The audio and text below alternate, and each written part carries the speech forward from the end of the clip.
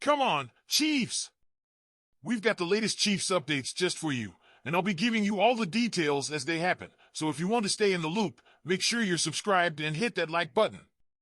Trust me, today's topic is going to stir up some conversation, and you won't want to miss it. Okay, let's get started. Big changes are happening in the NFL, and two AFC teams, the Buffalo Bills and New York Jets, just made significant upgrades to their wide receiver core. The Bills added Amari Cooper, and the Jets picked up Davante Adams.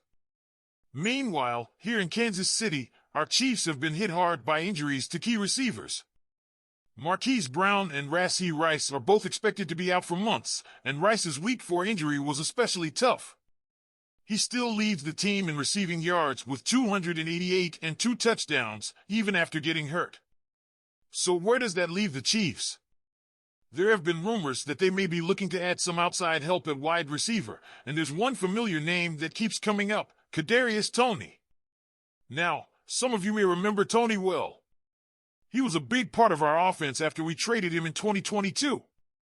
Toney played 20 games with us, made 5 starts, and caught 41 passes for 3 touchdowns in Andy Reid's system.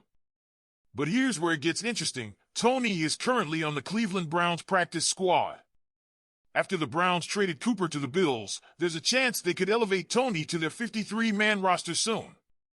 That means Chiefs general manager Brett Veach may need to act quickly if Kansas City wants to bring Toney back into the fold.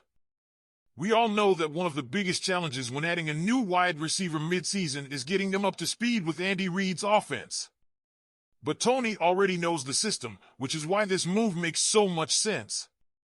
Reid himself has even hinted at how important that familiarity is when bringing in a new wide receiver. He said, "I think it helped Juju Smith-Schuster and his situation coming back and getting in. It helped Mecole Hardman coming back, but I'm not saying other guys can't come in and help. I don't think that's a problem." Toney's return would be an interesting reunion, especially considering how things ended. He was cut after training camp last preseason, despite Reid calling him one of the most talented players the Chiefs had on the team. And don't forget, there was some preseason drama between Toney and the Chiefs. He was listed as inactive for playoff games and accused the team of lying about his injury status. Despite all of that, Reid still gave him a chance to make the roster, believing Brown and Rice would be healthy. But now, with both receivers expected to be out for months, the timing could be perfect for the Chiefs to bring Toney back. He's a playmaker, and with our current situation at wide receiver, he could give the offense a much-needed boost. And hey, we know Mahomes can make magic happen with the right weapons around him. So, what do you guys think? Is Kadarius Toney the answer for the Chiefs right now? Should Brett Veach make a move to bring him back before the Browns? Let me know what you think in the comments below. We have a big week ahead of us, and you won't want to miss it. Now, let's talk about the upcoming matchup against the San Francisco 49ers. This Sunday's game is set to kick off at 4:25 p.m. Eastern Daylight Time, and it's shaping up to be a pivotal moment for our Chiefs. Coming off their bye week, the team is looking to keep up the momentum, and the 49ers are no joke.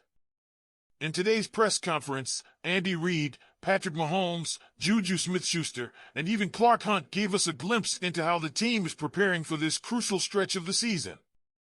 First, Coach Reid started with an injury update. Defensive tackle Mike Dana is dealing with a pectoral strain and will not practice this week. His status for Sunday is still up in the air, so we'll have to keep an eye on that. But most importantly, Reid had plenty of praise for the 49ers defense, especially their dominant front court.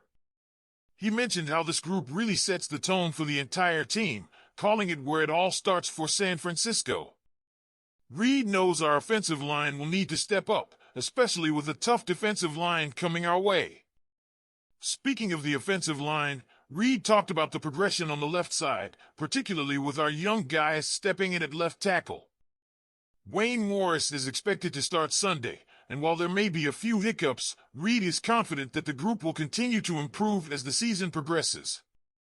Oh, and here's some good news. Clyde Edwards-Helaire is officially back from the non-football illness list and will be listed as RB2 for the game. That's a big boost for the running game, which could be key against this physical 49ers defense. Now let's get to what Mahomes had to say. When asked about the 49ers, he didn't hesitate to acknowledge the importance of this game. "It's the biggest game of the regular season," Mahomes said. "And with the history between these two teams, you can bet that both sides will be excited." But Mahomes made it clear he's focused on taking things one game at a time, especially with 12 more games left in the season. He praised Coach Reid's ability to keep the team sharp, both mentally and physically, and reminded us that it's all about playing your best football for the team that the playoffs are for. What really stood out for Mahomes, though, was his confidence in his growing chemistry with Juju Smith-Schuster. He highlighted how Juju knows where to be and understands the offense, which will be crucial when facing tough defenses like the 49ers. That connection between Mahomes and Juju is something to keep an eye on. It could be the key to unlocking this offense's full potential as we move forward into the season. Juju also chimed in during the press conference, talking about how he's finding his groove again, especially after that game against the Saints. He admitted that getting back in sync with Mahomes took some time, but now that they're on the same page, he's ready to make more plays. Juju also acknowledged the challenges of adjusting to the Chiefs' fast-paced offense, but he's excited about his growing role on the team. It's clear that Mahomes and Juju are building something special, and if they can continue to develop that chemistry, the Chiefs' offense will be even more dangerous. Finally, we heard from Clark Hunt, who touched on a few important topics. First, he addressed Kareem Hunt's return to the team. Clark didn't hold back, acknowledging the disappointment of what happened 6 years ago, but also highlighted how Andy Reid and Brett Veach felt comfortable bringing Kareem back after seeing his maturity. Kareem, for his part, is grateful for the second chance, and the team appears ready to move forward. Hunt also gave us a brief update on the ongoing discussions regarding the Chiefs' future stadium. He mentioned that potential locations are being explored on both sides of the state line, but no final decisions have been made yet. We'll have to wait and see how this plays out, but it's clear the organization is thinking long-term about what's best for the team and the fans. So there you have it, an inside look at how the Chiefs are preparing for their Week 7 matchup with the 49ers.